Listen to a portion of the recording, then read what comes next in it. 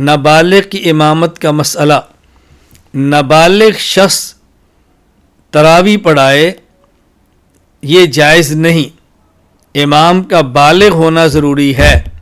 نابالغ امام تراویح نہ پڑھائے، نہ نابالغ امام کے پیچھے تراویح پڑھیں۔ کتاب المصاحف لابن ابی داود، حضرت عبداللہ بن عباس رضی اللہ عنہما سے ہے، وہ فرماتے ہیں نہانا امیر المؤمنین عمر رضی اللہ عنہ ان ام الناس فی المصحف ونہانا ان یؤمنا الا المحتلم۔ حضرت عمر رضی اللہ تعالی عنہ نے منع کیا نابالغ کے پیچھے نماز پڑھنے سے۔ آپ نے فرمایا کہ امامت صرف اور صرف بالغ کرائے۔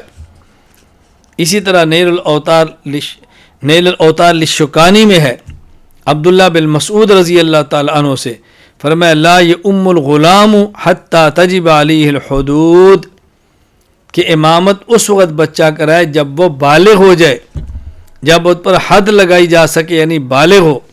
جب تک بالغ نہ ہو تب تک اس کی امامت درست نہیں۔